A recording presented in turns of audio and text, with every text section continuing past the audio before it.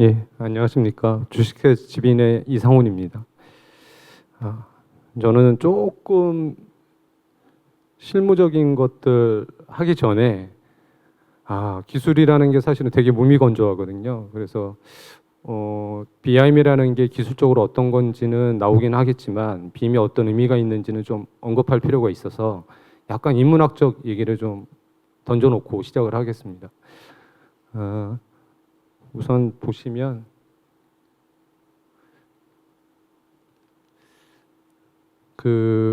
조금 철학적인 질문인데요. 우리가 이제 사진이나 그림이나 도면이나 이런 걸 봤을 때, 글로 봤을 때, 어, 그것들이 표현하는 일차적인 어떤 이미지가 있고, 그 일차적인 이미지에 수반되는 의미들이 숨어 있다고 보고 있거든요.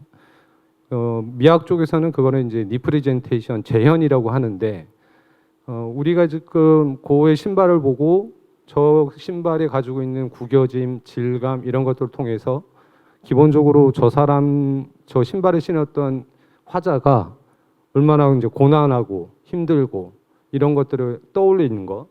그다음에 뭉크의 절규를 보고 이제 뭐 현대인의 어떤 소외감 이런 것들이 있다고 보죠. 다양한 의미들이 있죠. 제가 이제 하고 싶은 얘기는 이겁니다.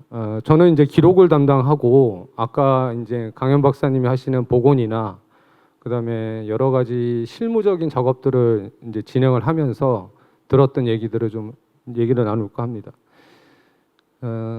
저는 이제 정보라는 거는 기록이 돼야 된다고 보는 입장이고 정보가 기록되지 않으면 휘발된다면 그것이 이제 어떤 의미가 될까라는 거에 조금 화두가 있어요. 제가 어제 살았고 오늘도 사는데 어제 살은 저는 몇 시에 어떤 일을 했고 어떤 생각을 했고 어떤 글을 썼는지 시간이 지나면 없어지잖아요. 그럼 그 없어지는 것들은 어떤 의미를 담을 수 있는지 또 이상한 길로 들어가고요. 우리가 이제 문화재 쪽 일들을 하다 보면 다양한 이제 기록들을 하는데 논문도 있고 보고서도 있고 그다음에 이제 강영 박사님 같은 여러 가지 자문하시는 분들의 의견도 있고 도면도 있고 스캔도 있고 다양하게 있습니다. 제가 보는 이제 자료의 원칙이 있어야 된다고 보는데요. 자료의 원칙은 뭐 출처가 있어야 되고 가능해야 되고 미래에 유용해야 된다. 제가 이제 사무실 운영하면서 정해놨던 기준 중에 하나입니다. 그리고 이것들이 아까 말씀하셨던 문화재에서 진정성 얘기를 기록 차원에서 최소한의 담보를 하려면 제가 하고 있는 기록 행위가 출처로서 가능해야 된다고 보고 있는 입장이고요. 뭐 활용 가능해야 된다는 것들은 뭐 이런 것들이 있고 이런 것들이 있습니다. 이제 현대 건축도 저는 재현이라고 보고 있고요. 문화재도 재현이라고 보고 있습니다. 그 재현이라는 의미는 형상이 뭐 석탑이든 석굴암이든 매층탑이든 이것들이 그 시대를 가지고 있던 장인들이나 그 사람들이 살고 있었던 시민들이나 국민들이 가지고 있던 그 건물을 사용했던 생활 환경일 수도 있고요. 그래서 생각해 보면 건축은 재현이라고 보고 있는 관점에서 그 재현은 사실은 머릿속 저 너머에 어디선가 이렇게 상호조약을 하고 있고요. 제가 제 뭐 가장 좋아하는 건물 중에 하나인데요. 유명하지는 않습니다. 저기 합천 가야산 근처에 있는 웃는 건물이라고서 제가 이제 호연정이라고 하는 건물인데 건물이 웃고 있다고 저는 봤거든요. 지나가다가 찍어서. 사실은 제가 이제 사업을 하기 전에 이제 학생일 때 이제 지나가다가 찍은 건데 우리가 이제 곡선 부재를 썼던 거에 대해서 이제 우리나라 문화재 쪽에서는 해석이 여러 가지가 있어요. 목재가 수급이 안 된다. 아니면 우리나라는 원래 저렇게 이제 자유로운 걸 좋아한다. 뭐 여러 가지 의견들이 있는데 저는 이제 그걸 떠나서 이 건물을 지려고 했던 주인은 저 부재가 좋기 때문에 쓰는 거예요. 좋기 때문에. 만약에 내가 저거를 받아들이지 않으면 심적으로 일본처럼 직각부재를 써야 되거든요. 우리가 지붕 모양이 저렇게 된 것도 좋기 때문에 그런 거고. 그래서 저는 건물이 저런 형태가 되고 저런 디테일이 있다고 치면 웃는 건물이라고 저는 제한적인 머리를 써요. 건물의 의미가 저런 거에 있어서 제 머릿속에는 웃는 건물이 됩니다. 예. 건물의 양식 자체는 뭐 특이한 건 아니죠. 예. 정자로서 기능을 하고 있는 거고. 예. 그렇습니다. 또 다른 얘기 하나 좀 하겠습니다. 제가 이제 학교에 있을 때 머릿속에 화두가 굉장히 많았는데 어느 날 책을 보다가 이제 석도화론이라는 책을 봤습니다. 석도화론의 책을 봤는데 엄청나게 충격을 먹었고요. 무슨 얘기냐면 석도화론 이제 스타오라고 불리는 화가는 주씨를 가지고 있는 화가였어요. 그래서 명나라 말에 주씨를 감추고 전국을 돌아다니면서 숨어 지냈던 화가입니다. 이 사람이 그리는 화풍이 굉장히 특이한데요. 요게 이제 재현의 일부분이에요. 이 그림을 그린 분이 아니라 이 양반이 그림을 그리면서 이제 느꼈던 것이 뭐냐면 왜 명나라가 망했냐? 인구도 많고 문화도 더 크고 역사도 깊고 청나라에 멸망할 이유가 없는데 왜 청나라에 망했냐를 몇십 년 동안 곰곰이 생각하다가 이제 화론을 썼는데 뭘 썼냐면 명나라 때까지 그림은 화풍이라는 게 존재해요. 그래서 나무 그리는 법, 그다음에 바위 그리는 법, 구도 잡는 법 이런 것들을 다 정해놓고 그것들이 법칙이 돼버립니다. 저기 아래 이제 정자가 있는데요. 보통 이 시기까지의 이제 그림들은 이 그림을 우리가 제3자의 시각에서 저거를 감상하는 게 아니라 저 정자에 앉았다고 가정을 하고 절로 들어가는 거예요. 저 안에 들어갔을 때 안개가 껴있고 앞에는 물소리가 들리고 새들이 날아다니고 그거를 체험하는 거죠. 근데 그 체험이 틀이 정해진 체험이죠. 근데 틀이 정해졌다는 거는 어떤 거냐면 이런 그림하고 이제 정반대인데요. 틀이 정해졌다는 체험은 뭐냐면 세상을 정확하게 안 본다는 거예요.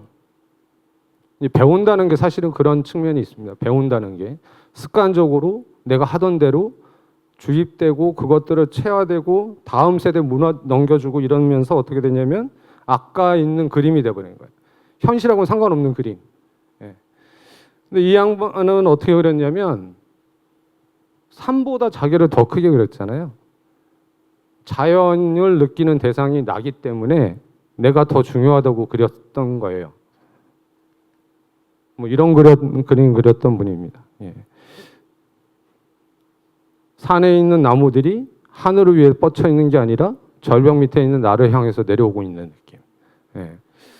제가 이 그림 보고 엄청 충격을 받아가지고 내가 공부하고 있는 게 앞에 있는 그림을 보고 있는 그거를 배우고 있는 건가? 그래서 그 생각들을 굉장히 깊게 생각했고요. 건축하시는 분은 알겠지만 이제 루이스 칸이라는 분이 저 얘기를 썼습니다. 건물을 지을 때 인생을 만드는 것, 그거를 다이어그램으로 또 이렇게 그렸어요. 제가 보는 관점, 재현이라는 관점에서 보면 저 말은 루이스 칸을 지칭하는 거잖아요. 루이스 칸이 디자인해놓은 거. 이 그림은 이 말을 표현하기도 하고 루이스 칸하고 맞닿아 있죠. 결국은 저 단어 한 줄이 루이스 칸이 건물을 바라보는 태도, 삶을 대하는 태도가 숨어 있다고 보고 있는 거예요. 허술하게 안 하겠죠. 내 인생을 건 건물을 디자인을 하니까. 이제 루이스 칸의 숄코 연구소인데 걸작입니다. 예, 이런 것들을 있고요. 이제 조금 요 얘기는 나중에 결말하고 한번 얘기를 좀 나누고 싶고요. 문화재 관리를 하다가 가장 안 좋은 것들이 이제 파괴가 됐을 때의 문제들인데, 뭐 화재가 있을 수도 있고, 그다음에 뭐 방어가 있을 수도 있고, 무너질 수도 있고요. 제가 이제 충격받았던 게 2001년도에 이제 현장에서 조사하고 있는 소장이 제 후배라 뭐 정말 재밌는 거 있다고 들어와서 한번 보라고 그래서 이제 들어가서 봤더니 지붕 공사를 하려고 지붕을 뜯었는데 기둥이 터졌어요. 근데 저 목재 기둥이 엄청 크거든요. 이렇게 비틀리듯이 터지는데 저희가 이제 구조적으로 저거를 비틀림 응력이라고 하는 거죠. 하중이 내려오는 축선이 쭉 해서 쭉 내려와야 되는데 이게 이제 편심이 먹는 거예요. 이렇게 오다가 이렇게 내려가고 또 옆에서 힘을 받으니까 빨래 쥐어짜듯이 기둥이 터지기 시작했어요. 다행히 무너지기 전에 발견해서 이제 보수 공사를 몇 년 동안 했죠. 예. 이제 저 얘기를 쓰고 싶습니다. 예. 그 김영민 교수라는 분이 이때 당시 뭐라고 했냐면 졸부나라라고 한 거야, 우리나라를. 우리나라가 졸부나라이기 때문에 어떤 특징이 있느냐? 제대로 된 사회라면 있을 것이 있을 때 있어야 되고 없을 것은 없어야 되는데 우리나라는 무엇이나 아무 곳에나 있고 무엇이라도 어디에 없다. 있는 것 같은데 쓸 게 없다. 그렇습니다. 빔을 얘기하겠습니다. 원래 이제 현대건축에서 빔이라는 것들은 저렇게 이제 라인으로 그려서 벽체를 그림을 그리는 겁니다. 기본적으로 평면도든 단면도든 자르는 기준으로 삼아요. 내가 설계를 한다는 행위는 내 머릿속에 있는 형태가 저 라인으로 나와야 도면이 되는 거죠. 저게 이제 재현의 도구니까. 근데 이제 이것들을 하다 보니까 문제가 파악하기가 어렵고 내가 분명히 평면도에다 그림을 그렸는데 단면도에 그림 그린 것과 맞지를 않아요. 그래서 서양에서 어떤 일이 벌어졌냐면 80년대 중후반부터 빔이라는 것들을 쓰기 시작합니다. 근데 그 빔은 저렇게 그래요. 입체적으로. 그래서 내가 창호를 바꾸면 저렇게 창호가 바뀌게 나오고 형태를 바꾸면 바꾸게 나옵니다. 각각의 근데 특징들이 있어요. 디자인하는 입장에서는 라인으로 그리는 게 쉬우니까 자유롭게 나오고 요거는 만드는 입장이니까 박스형이 좀 벗어나기 어렵습니다. 근데 이제 서양 사람들은 왜 빔으로 갔느냐? 빔이 시간과 돈을 절약한다고 보는 관점이 있습니다. 그래서 이제 학교에서도 현업에서도 빔을 도입해야 된다고 그러고 공교부에서도 지침을 만들고 막 하고 있어요. 근데 이제 실무를 하다 보면 그게 어렵다는 게 느껴집니다. 그래서 실무에서는 좀 안 되고 있는데 이제 저희가 했던 일 중에 하나인데요. 제가 이제 이미지를 보여드리지만 저 이미지들이 이미지가 아닙니다. 저는 저게 3차원의 치수를 가지고 있는 3차원 도면이라고 보고 있는 작업들을 했고요. 빔을 보통 작업을 하면 저렇게 이제 도면에 맞춰서 형태를 잡고 모든 것들에 대한 정보를 집어넣으면 그 정보에 따라서 설비나 전기나 뭐 내역이나 이런 것들이 쭉 나오고요. 근본적으로 디테일 조사, 공간 조사, 그 다음에 도면의 오류들을 체크를 해야 됩니다. 그래서 빔을 한다고 하는 사람들의 가장 좋은 것들은 저걸 다 알아야 돼요. 실시도면 이만한 것들을 보고 그려야 될 정도의 내공이 있어야 되고 그러지 않으면 이미지가 돼버려요. 예, 저렇게 이제 구조도면도 파악하고 문제점도 파악할 정도가 돼야 되고요.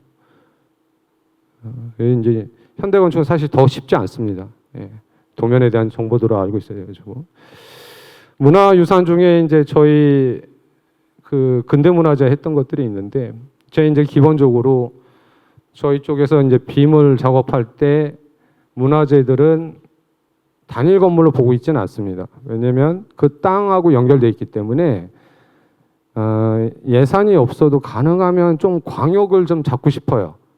그래서 저희가 그 신세계건설에서 의뢰를 받았을 때 지금 이제 제일은행 건물이 신세계로 넘어갔는데 이제 저쪽이 이제 명동하고 그 아주 좀 복잡한 데 되잖아요.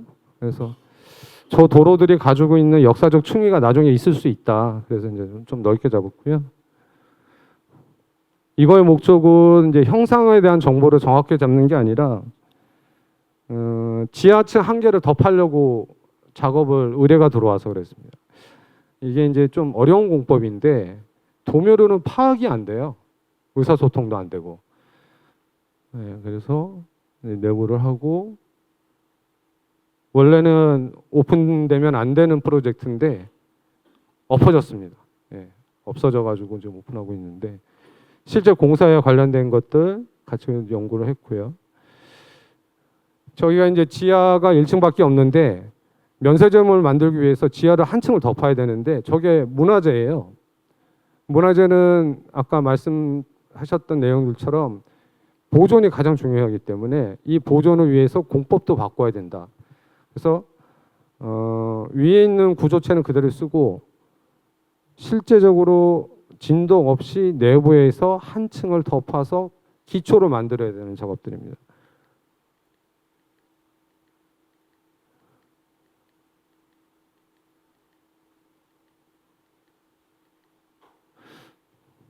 뭐 얘기할 건 너무 많은데 이제 사례들로 보면 얘기하는 거고요. 지금 보고 계시는 거는 강릉에 있는 이제 시마크 호텔의 이제 호환제라고 한옥 호텔입니다. 이제 현대 한옥들은 설비 라인들이 있어요. 특히 한옥 호텔들은. 근데 이 설비 라인이 일반 뭐 철콘이나 이 건물 같이 층고가 좀 있으면 그나마 경험치나 이걸 해서 이 설계 라인들을 잡는데 한옥은 그게 너무 악조건이에요. 악조건이라 이제 천장에 갔다가 지붕 속 갔다가 자리가 안 나오면 땅까지 내려갔다가 그래서 그런 도면 검토를 실제 이제 빔을 가지고 진행을 해서 공족이나 환기나 이런 냉난방기의 이제 라인들을 어떻게 잡는지 실제 작업들을 진행했고요. 그리고 그 안에 이 구조체에 대한 바닥이나 벽체 이거에 대한 이제 그 타입들에 관해서 이것들을 이제 시공팀들하고 의논을 하고 이것들이 확정이 되면 현장에서 공사하시는 분들한테 이대로 해주세요. 이게 이제 거의 매뉴얼이 되는 거죠. 도면이 다 잘 모르세요. 현장에서는. 그런 작업들을 진행했고요. 저희가 이제 보여드리고 있는 것 중에 문화재 쪽은 이제 자랑 아닌 자랑인데요. 저희가 거의 다 최초로 진행을 했습니다. 최초로 진행했던 이유 중에 하나는 많은 분들이 이전에는 BIM을 그래픽으로 보셨어요. 근데 저는 BIM을 기록으로 도면으로 봤기 때문에 이런 일들을 진행을 했고 이제 서울시에서 이제 기본적으로 생각들이 있으셔서 이제 시범 사업으로 했을 때 저희가 이제 작업했던 것들입니다. 건축을 특히 문화재를 잘 모르시는 분들은 좀 어려운 내용이 있을 수 있는데 아무도 안 해봤고 저희는 제대로 기록을 하고 싶고 아까 자료에 몇 가지 내용들이 있었잖아요. 기준 출처가 있어야 되고 활용 가능해야 되고 미래에 유용해야 된다. 이런 관점으로 저 과업을 하려면 제 나름대로는 기준을 만들어야 된다고 봤어요. 그 기준이 있어야 그 기준대로 다음 과업에 다른 사람이 해도 따라올 수가 있고 그리고 저희도 그것 통해서 프로세스를 짤 수가 있고 그래서 이제 프로세스를 뭐 여러 가지 쪽으로 이제 짜고요. 저희가 이제 가장 중요하게 생각했던 것 중에 하나는 위치 체계입니다. 위치 체계. 지금 여러분들이 문화재 유산을 서울시에 있는 걸 가보시면 기준점들이 바뀌었을 거예요. 근데 저 초창기에 기준점이 하나도 없었어요.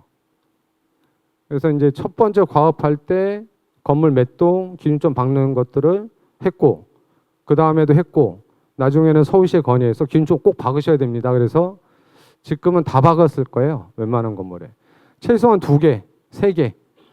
가장 좋은 거는 3개. 그래야 이제 오차를 잡아낼 수 있으니까. 근데 보통 기준점은 어떻게 들어오냐면 국가에서 중요한 지점에다가 기준점, 이제 국가 기준점이랑 박아놓고요. 그럼 만약에 우리가 이제 관속류라는 거를 실측을 하면 저 기준점에서 측량을 계속해서 저기까지 끌고 옵니다. 저 건물까지. 근데 저 건물까지 끌고 오는데 그 건물에 어디로 끌고 올 거냐? 어디로 끌고 올까요? 끌고 올 데가 없습니다. 보통 도면을 그릴 때 기단의 좌측 끝점, 우측 끝점, 지진이 안 난다는 가정하에 그런 식으로 그렸는데 제가 아무리 생각해도 공사하다가 흔들리면 바뀌죠. 근데 현장에서 얘기를 나눠보면 그것까지 안 해도 된다라는 게 대세였어요. 왜 거기까지 하냐? 근데 제 머릿속에는 하나가 무너지면 끝까지 다 무너진다는 게 있어서 실제 저렇게 기준점 받고 저 건물의 기준점까지 아까 기준점들을 끌고 들어와서 여기까지 들고 들어옵니다. 근데 여기까지 들고 들어오면 측량을 다시 하고 측량은 국가에서 이 측량점이 제대로 들어왔는지 또 성과 심사를 들어오고요. 이렇게요. 오차 범위가 어떻게 돼 있는지 뭐 이런 것들이 진행합니다. 그 다음에 그 기준점에 맞춰서 건물에 스캔을 뜹니다. 그 건물에 스캔을 뜨면 한 건물을 저렇게 원이 있잖아요. 한 건물을 한 번에 못 떠요. 작게는 몇십 번, 크게는 몇백 번까지 뜹니다.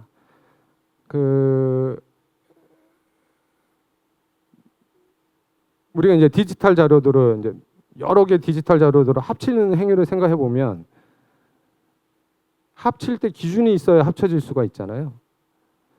200개, 300개 되는 스캔 데이터를 합치다 보면 오차가 생겨요.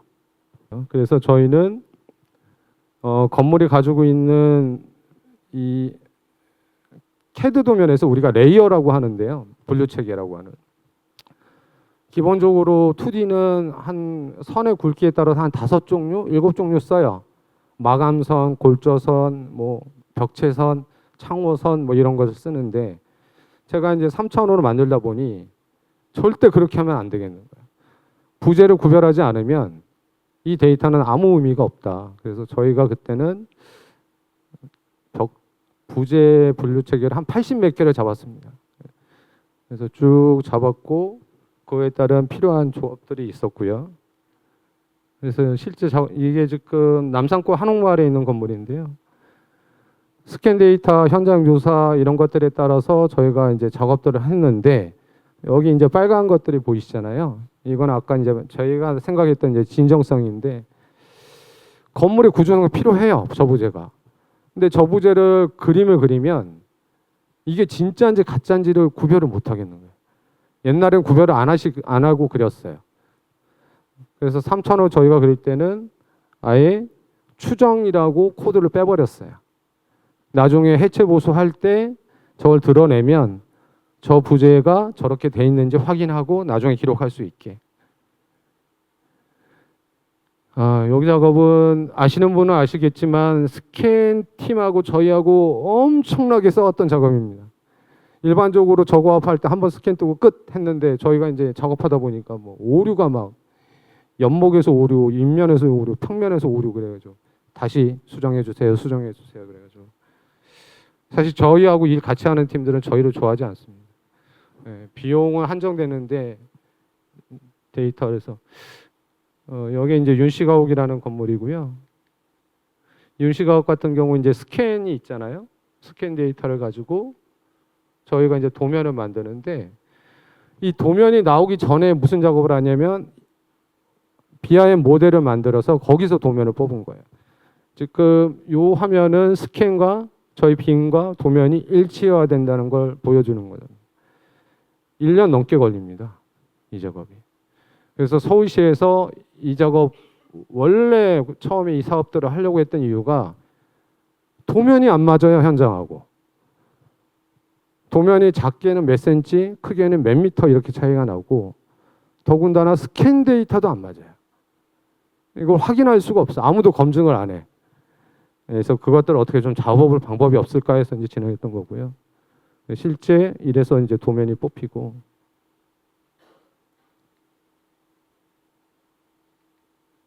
이 스캔 단면에 저희 이제 모델이 만들어져서 이렇게 만들어집니다. 만들고 나면 이제 여러 가지 유용한 점이 있죠. 저희가 이제 필요했던 정보들을 다양하게 볼 수가 있고 기존에는 도면이 100장이 있다고 하면 그 100장의 도면만 정보를 인지할 수 있는데 내가 필요한 거에 따라서 뭐 몇백 장, 몇천 장에 대한 정보를 한꺼번에 볼 수가 있고요. 이게 그림이 아니라 치수를 가지고 있기 때문에 정확하게 볼 수가 있고요. 그래서 저희는 이제 인면도를 좀 제한을 했어요. 그 라인으로 그리는 인면도는 일반인들이 보기 어려우니 라인으로 그리는 인면도에 저희 빔 이미지를 엎어서 조금 실감 나는 도면으로 만들자. 그러면 우리가 진짜 남사권 한옥마을에서 이렇게 바라봤을 때 건물의 모양이 저렇게 보이는 거랑 똑같이 뭐 이런 사업들을 진행했습니다. 홍주물이라는 것도 했고요. 그래서 그 당시에는 돌이 분명히 색깔이 틀린데 이 돌이 옛날 거 같은데 도면에 기록을 해야 된다 그래서 저희 이제 빔에다 기록하는 것들 작업들을 했고요. 이제 수리 이력인데요. 그 보통 문화재를 조사를 하면 조사팀이 들어가서 저런 도면들이 한 30장, 50장 나와요. 그러면 요 부재가 개미가 파먹었는지 아니면은 비틀려졌는지 떨어지려고 하는지 이런 것들을 다 기록을 남깁니다. 안에 들어가서 이 석가래나 연목이나 이런 것들이 상태가 어떤지 사다리 올라와서 보기도 하고요. 그 정보들을 기록한 것들입니다. 그나마 기록이 정리된 거예요. 근데 저 도면들을 보고 있으면 아무도 한 번에 이해를 못해요. 문화재를 전문화재 관련자라고 해도. 그래서 저희는 이제 이런 생각을 했어요. 저 부재에다가 저희 이제 빔이라고 하는 저 원래 용어가 빌딩 인포메이션 모델링이거든요. 그 인포메이션이라는 그 속성이 부재에다가 속성 정보를 넣어버리면 앞에 있는 그 도면에 30장의 정보를 넣어버릴 수 있겠다 생각해서 이제 집어넣기 시작했습니다. 그래서 저 집어넣었던 내용들을 이제 뭐 빨간 거는 완전 파손, 주황색은 부분 파손, 그 다음에 이제 옐로우 값들은 이제 뜨거나 벌레를 먹거나 이런 것들. 그러면 우리가 건물 하나의 모델을 보면 한눈에 보이시죠? 기둥 뭘 교체해야 될지. 도면들을 보는 게 아니라. 그걸 조금 더 디테일하게 정리하자면 저런 모습이 됩니다. 현장 소장님은 도면을 들고 가지 마시고 아니면 관리자는 도면을 안 들고 가시고 아이패드 같은 거에 저 데이터를 얹어 놓으면 내가 필요에 따라서 충분히 볼 수가 있고 지금 전시되고 있을 겁니다. 이 작업을 하다가 뭐 보수하는 현장에서 이제 그런 기록 사업들을 좀 해달라고 해서 용주소 같은 데서 작업들을 도와드리다가 저희가 문화재청에서 이제 이 소문이 들어서 이제 지침을 만들게 됐습니다. 문화유산에 빔 정보를 넣을 때 거기에 수리 이력 정보를 넣는 지침을 만들었어요. 스토리가 많은데요. 지침을 만드는 것보다 지금 진행하고 있는 사업은 엄청 매뉴얼이 디테일해지셨습니다. 저희는 좀 간략하게 했는데 실제 사업은 뭐 200개 가까이 하다 보니까 매뉴얼이 계속 늘었고 그래서 뭐 이런 식으로 해서 빔을 만들어야 된다 이 작업들을 했고요. 모든 수리 이력들에 대한 정보를 다 취합을 하고 아까 이제 불국사 말씀하셨지만 불국사에 관련된 공문서, 불국사 공사할 때 이제 뭐 예산이 나갔으니까 집행 예산했던 표들, 그다음에 도면, 보고서 이런 것들 다 모아서 연도별로 다 분류를 하고 그 연도별로 분류한 것들을 부재 단위에 기록을 해요. 그래서 불국사의 기둥 중에 뭐 대웅전의 기둥이 6개가 교체가 됐으면 6개가 뭐가 교체됐는지 다 체크를 해서 이제 기록들을 합니다. 그리고 BIM 쪽에서는 얼마만큼 정확하게 할 거냐, 얼마만큼 정보를 넣을 거냐 이런 표를 넣어서 그것들을 정보를 하고요. 제가 이제 아까 출처 얘기했죠. 근데 이제 요거 하나만 잠깐 얘기하겠습니다. 제가 이제 지침 만들 때 문화재청에 이제 관련되신 이제 사무관님이나 서기관님들이랑 이제 얘기를 나눌 때 메인 출처를 뭐로 할 거냐에 대해서 고민을 했어요. 왜냐하면 일의 양이 너무 많고 기간은 되게 짧아요. 1년 안에 건물을 끝내야 되니까. 저는 출처가 되게 중요하기 때문에 제가 생각하는 자료의 진정성을 위해선 최소한 정밀시측으로 들어와야 된다, 자료가. 왜냐하면 우리가 정밀시측을 하는 거는 부재가 이렇게 휘어진 거 다 그리고요. 근데 이제 단점이 기울어진 것도 그래요. 근데 이제 이 운영하는 기관의 입장에서는 너무 어렵다. 할 수 있는 팀이 별로 없다. 그래서 이제 어떤 식으로 정리가 됐냐면 수치를 평균화해서 모듈로 그렸어요. 모듈로. 기둥이 저기는 뭐 2.2m, 여기는 2.8m, 여기는 3.2m 그러면 우리가 이제 그거를 용어로 이제 용척 분석한다고 그러거든요. 얘를 다 더해서 3분의 1을 하면 평균 얼음값. 이렇게 넘어져 있는 거 세우면 그래서 그림을 그립니다. 그래서 저는 아직도 저 데이터를 만들면서 막 가슴이 조금 그래요. 너무 아쉬워요. 데이터는 고생해서 만들었는데 이게 현실 데이터가 아니니까 제 머릿속에는. 네, 그렇습니다. 그래서 뭐 계속 작업들은 진행하고 있고요.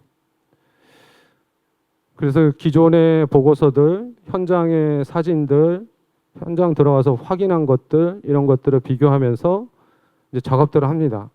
저희가 작업했던 것 중에 제일 무거운 게 이제 인정전이었는데 이 건물은 더군다나 보수로 안 해가지고 저희가 현장은 몇 번 들어가면서 수정 보완하냐고 1년 6개월 걸렸습니다. 이제 보개 천장 같은 것도 다 다시 만들었고요. 예, 이제 이런 식으로 합니다. 이음 맞춤까지 다 고려해서 재미없습니다. 이 작업이. 저는 그나마 의미를 두고 막 하지만 신입들은 멘붕이 와요. 네. 1년 동안 작업했는데 이거 하나라고? 막 이런 느낌. 근데 저는 이제 만들어질 때마다 너무 뿌듯해요. 막. 제가 학교 다닐 때 도면을 보고 너무 고민했던 잘 안 보인다, 이해가 안 된다 이런 것들이 저 데이터에서 보이니까 이런 것들이죠. 예. 귀공포 쪽에 공포들이 어떻게 엮여 있는지 도대체가 이해가 안 되는데 도면을 봐도 해체 보고서에 있는 사진을 봐도 잘 이해가 안 되는데 저희는 이제 모델을 가지고 보니까 제공이 어떻게 됐는지 귀환대가 어떻게 돼 있는지 이런 것들을 다 잘라가면서 이제 볼 수가 있어서 예.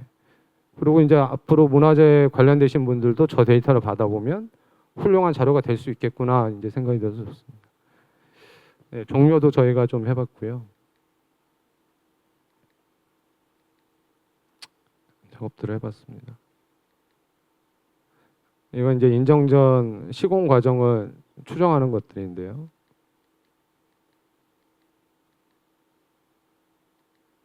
절대 쉽지 않더라고요. 절대. 네. 보건정비 사업도 좀 많이 좀 해봤는데요. 아까 이제 말씀하신 것처럼 보건이 사실 너무 아쉬운 게 많습니다. 왜냐하면 앞에 강현 박사님처럼 저렇게 딥하게 해서 좀 정리해서 그거를 기록을 남기고 싶은데 이게 과제로 들어오면 정해진 시간 안에 해결을 해야 되니까 막 무슨 달리는 호랑이 위에 등 탄 느낌이에요. 쭉 가다 보면 아닌데 조금 어느 순간 멈춰서 좀 딥하게 좀 봐야 되는데 그래서 그렇습니다. 네. 저희가 했던 것 중에 남한산성에서 그때는 예, 유네스코 센터에서 관리하고 있을 때 그 구한말에 남한산성 가구에 대한 것들을 복원 원형 고증을 좀 해달라는 얘기가 있었어요. 이게 이제 1900년도 전후에 이제 유리강판 사진이라고 이만한 사진기 탁 찍는 사진기들이 있는데 그 자료들이 해상도가 좋고 몇 장이 있어서 이거 어떻게 접근해야 될까요? 그래서 저희는 어떻게 했냐면 하천을 만들고 그다음에 그 일제시대 때 토지대장 조사한 적이 있거든요. 그래서 토지대장 조사했던 것들을 정보를 다 집어넣고 지표만 만들고 그거를 합쳐서 저기에 대지라고 된 부분에 건물이 있었다. 그걸로 추정하고 그다음에 그 카메라 위치를 확인하고 그 카메라 위치를 확인한 상태에서 메스를 얹어가면서 여기에 매체가 있었겠거니 예, 추정했습니다. 결국은 저것 때문에 남한산성을 다 만들었어요. 그 중에 이제 행궁 같은 경우도 그때 사진에 비교해서 이제 대강이라도 원형 고증을 해보자. 저게 벽체가 하나가 아니에요. 돌 하나, 박석 하나, 기단 하나, 창틀 하나 엄청 무겁게 움직입니다. 실제 남한산성의 단면들이 행궁의 단면들이 이렇게 되고요. 그 다음에 이제 원형 고증은 이제 경복궁에 있는 그 흥복전이란 건물인데요. 이런 경우가 되게 많더라고요. 뭐냐면 사진은 있어요. 사진이 한 장인가 두 장이 있어요. 근데 건물을 저걸 가지고 설계를 했어요. 현장이 열렸어요. 공사를 하자고. 근데 현장의 감리소장님이 아무리 봐도 도면이 사진과 안 맞는 것 같은 거예요. 그래서 저희가 이제 검토를 부탁하셔가지고 검토를 해봤더니 지붕의 곡선이 안 맞고 기둥의 간격이 안 맞고 설계는 정간격으로 해요. 뭐 3.3m, 3.3m로 들어왔는데 실제로 사진 분석했더니 얘가 건물이 틀리고 창호가 네분합 문이었는데 두분합도 있고 이런데 사분합으로 계속 카피했고 그래서 실제 3년 공사할 때마다 박공할 땐 박공, 귀틀 할 땐 귀틀, 최종은 이제 현판. 그래서 실제 저렇게 스케치는 현장에서 그려주시고 그걸 가지고 이게 맞냐 저게 맞냐를 3년간 끌어서 만들었습니다. 실제 최종적으로 이렇게 됐고요. 이게 흥복전입니다. 또 하나는 뭐 정비 사업 중에 보통 우리가 이제 문화재 쪽에서 정비 사업이라고 하면 하나의 건물을 얘기할 수도 있지만 그 지역 전체를 좀 묶을 수가 있거든요. 이게 이제 정조대왕 유적을 정비하자 어떻게 할래 이건데 그 중에 이제 몇 가지 이제 초장지랑 아버지를 가묘를 썼던 자리나 그다음에 만년제 같은 자리를 어떻게 복원할 거냐. 지금은 저희 안을 엎은 겁니다. 연구를 하다가 물론 이제 연구는 저희 연구 따라한 분들하고 같이 작업을 하고요. 그래서 저희는 어떻게 했냐면 태안 3직으로 다 만들어 버렸어요. 왜냐하면 정비 사업할 때 도로의 문제 여러 가지를 해결을 해야 되는데 몇 차선 도로인지 건물이 뭐 5년 낡았는지 10년 낡았는지가 확인이 돼야 도로를 틀었을 때 보상이 가능하냐 아니라를 시공계제로 확인할 수가 있으니까 라고 이제 저는 머릿속에 그리면서 이제 크게 작업을 했고 실제로 도로들의 라인을 좀 바꿨고요. 그 작업들을 통해서 이렇게 이제 안들을 만들어서 어떤 안으로 가져갈 거냐, 공법은 뭐로 할 거냐. 그래서 최종이 확정이 되면 이제 그거를 그래픽으로 바꿔서 이제 작업들을 했고요.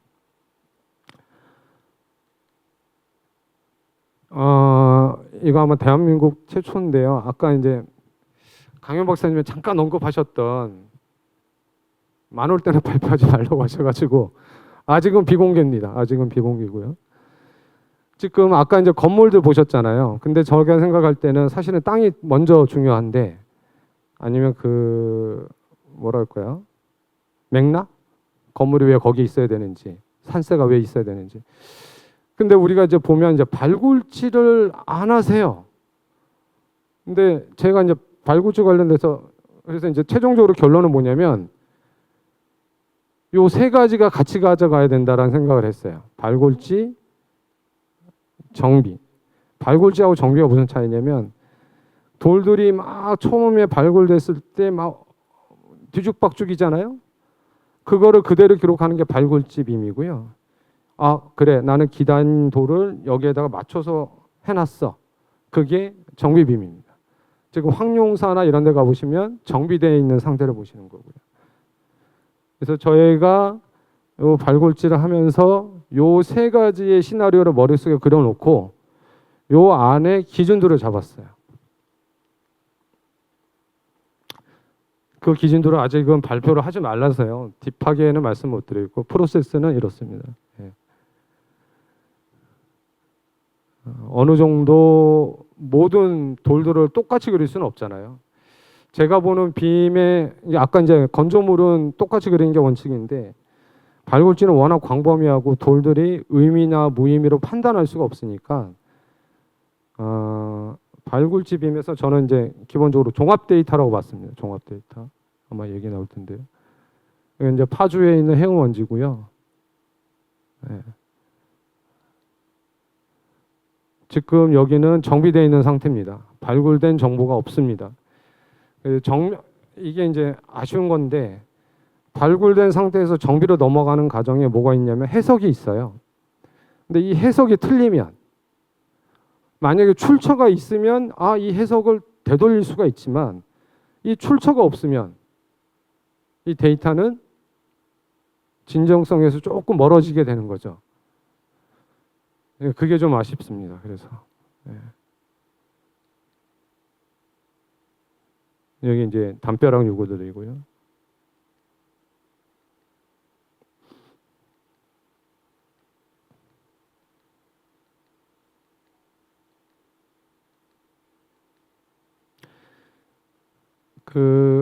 이거는 아마 이제 문화재 BIM, HBIM이라는 게 제가 잘 익숙치는 않아요, 사실은. 왜냐하면 BIM에 여러 가지가 있는데 그거를 HB로 묶어야 되느냐 이제 그런 고민이 있는데, HBIM의 이제 의미랑 똑같습니다. BIM의 의미는 종합 데이터라는 관점이 크고요. 종합 데이터는 얘기는 도면을 무시하는 게 아니라 도면도 중요한 정보, 스캔도 중요한 정보, 현장에 강영 박사님 같은 전문가들이 오셔가지고 해석해준 여러 가지 정보, 그 다음에 예산을 썼던 정보, 이 모든 것들을 여기에다 엮을 수가 있어요. 그리고 가장 기초되는 데이터고, 그런 것들이 묶여 있으면 이미지가 아니라 데이터베이스로 쓸 수가 있다. 그래서 나중에 그거를 활용까지 가져갈 수가 있다. 이런 관점이고요. 뭐 저희가 이제 작업하면서 외국의 박물관하고도 이제 영상 작업을 해 들어오면 빔을 만든 걸 가지고 영상을 하기도 하고요. VR 뭐 이런 것도 가능하고요. 뭐 이 얘기까지 하기는 좀 그렇지만 건축에서 사실 시공으로 넘어가면 물량이 되게 중요하거든요. 공사비 얼마 태우느냐. 기둥 10개를 바꾸는데 공사비 얼마야? 이러면 만약에 빔이 있으면 기둥 10개의 부피값을 우리가 이제 사이라고 하는데, 세제곱미터를 쓰는 게 아니라 사이값이라고 하는데, 몇 사이값이 나오면 하루의 인부가 기둥 0.7개를 처리할 수 있다. 그래서 이제 인건비 태우면 공사비가 나오는, 뭐 이런 것들이 가능하고요. 이건 제가 이제 다른 분들한테 제안하고 있는 건데, 그 문화재를 관리하기 위해서 CCTV 달죠, 소화시설 달죠, 경보기 달잖아요. 근데 그 위치 정보가 페이퍼에 있어요. 그 페이퍼도 제가 이제 서울시 공무원한테 얘기했는데, 땅을 파보면 절대 적이 없어요. 저쪽에 가 있고. 그래서 저거를 나중에 이 문화재 BIM을 만들고 나면 그 정보를 다 통합시킬 수가 있다. 그래야 내가 여기에 가스가 몇 개가 필요하고 몇 개가 설치되어 있는데, 관리하는 입장이 이거는 2025년에 구매를 했고 그 구매한 그 업체가 어디고 발주처가 어디고 뭐 이런 것들을 다 기록할 수가 있으니까요.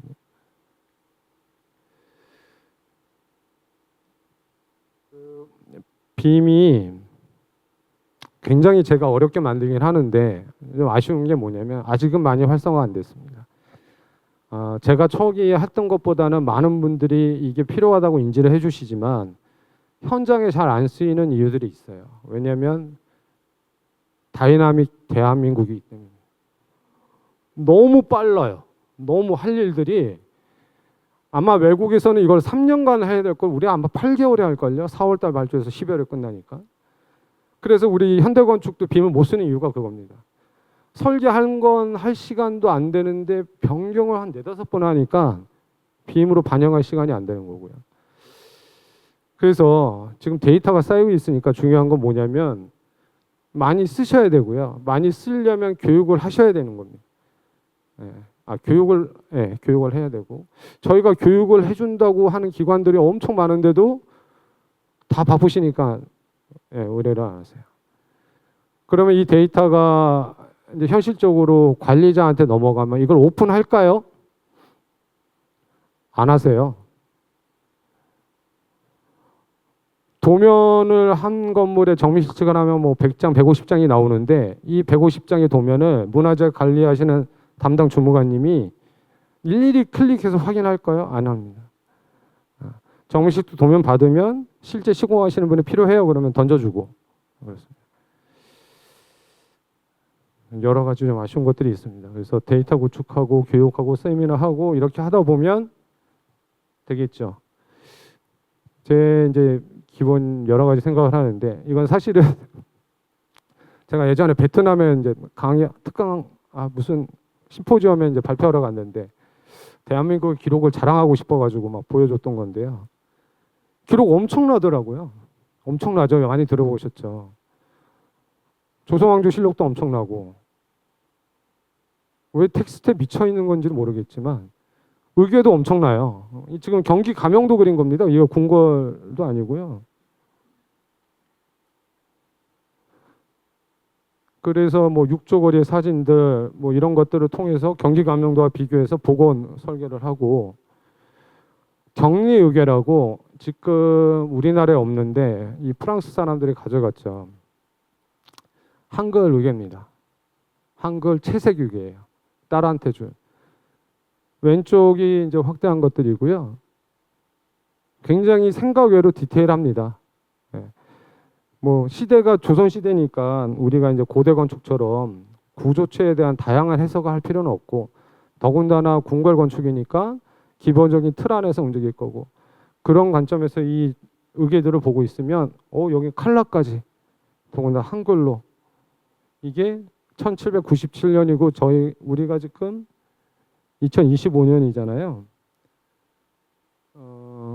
제 머릿속에 그러면은 조선시대 저렇게 하셨는데 2025년에 한국은 북골도형이라는 게 있었고요. 저렇게 이제 우리가 확대해 보면 몇 칸에 출입이나 이제 공간들이 어떻게 구성되어 있는 거 있고 동골다라는 게 있고요. 동골도가 지금 보관이 2개가 되고 있는 걸로 알고 있거든요. 하나는 이제 부산에 있고 하나는 서울에 있는데 약간 느낌이 틀립니다. 아까 보셨던 저 화면의 저 부분이 확대를 해보면 이렇습니다. 투시도 기법 뭐 이런 건 아니지만 그래도 건물의 정보를 엄청나게 디테일하게 볼 수가 있어요.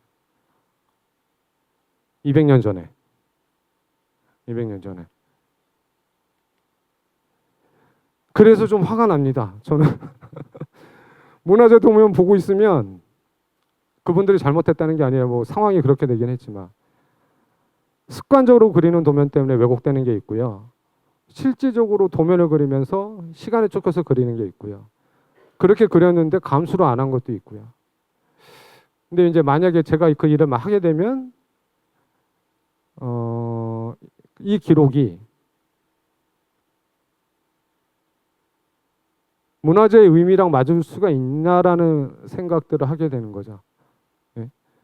어떤 글이 나를 설명하고 있는데 이 글이 나랑 맞는 얘기인가? 뭐 이런 생각 드는 것처럼.